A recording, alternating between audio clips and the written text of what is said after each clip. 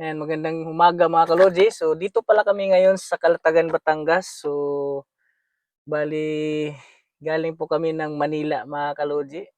So, bago kayo makakarating dito mga kalodji, ay dadaan muna kayo ng iba-ibang klaseng bayan.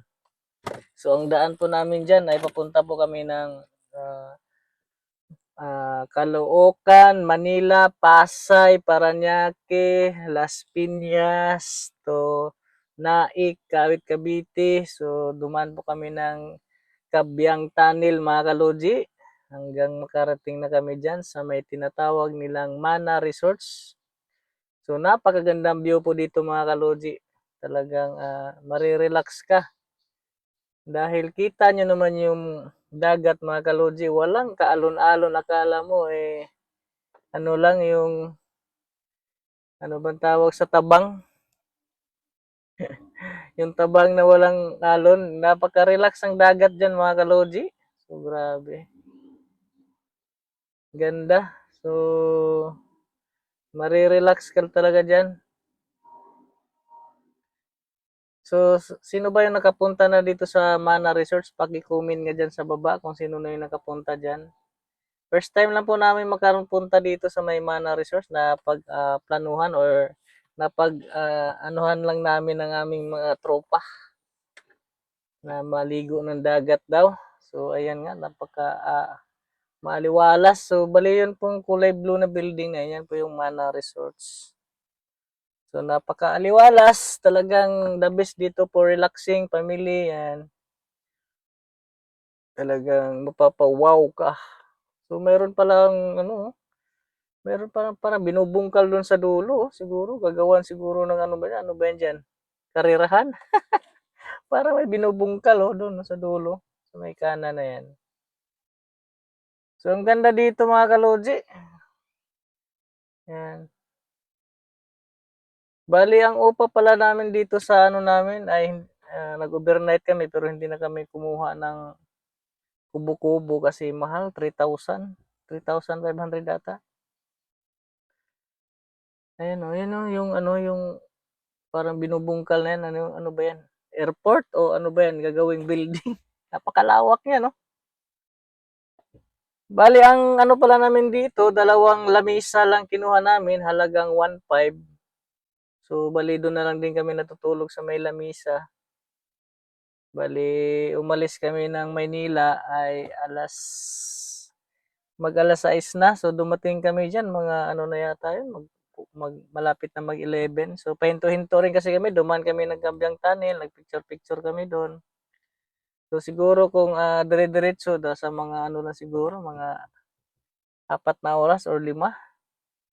Sobrang traffic din kasi sa may Cavite. Grabe. Kaya napakaayos dito talaga maligo. Dahil relax na relax yung tubig, yung dagat. Walang kasaw-kasaw. At saka ano rin dito yung mga bata, safe sila kasi mababaw lang na dagat to. Kahit malayo na yung narating mo, galing ka ng ng doon sa may buhangin, papunta doon, kahit malayo na narating mo, mababaw pa rin, kaya safe na safe, hindi talaga malulunod yung mga bata. Kasi dumating kami nito, sa Bisaya pa ay hunas, pero hindi ko alam kung ano sa Tagalog yung hunas, yung mababa yung dagat.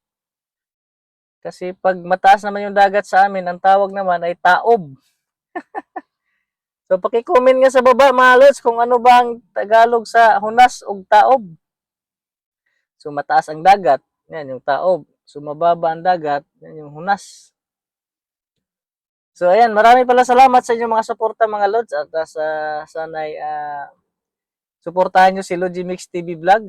So yung hindi pa nakapag-subscribe dyan, please subscribe my YouTube channel, Logimix TV Vlog. At pa-click ng notification bell para updated kayo sa aking mga videos mga lods.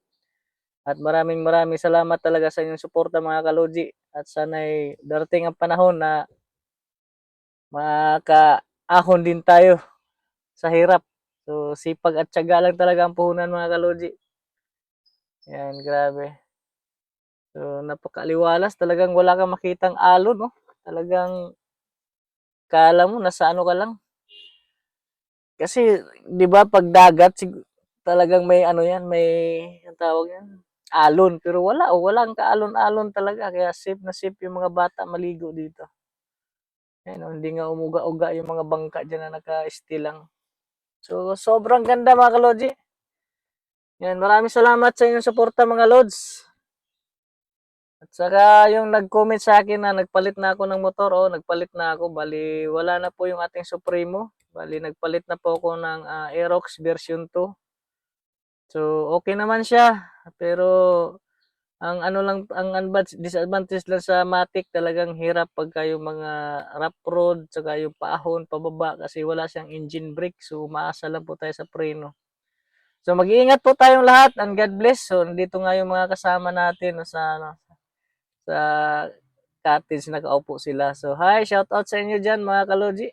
Ayan, I love you all at mabuhay tayong lahat. God bless. Thank you at mag-iingat.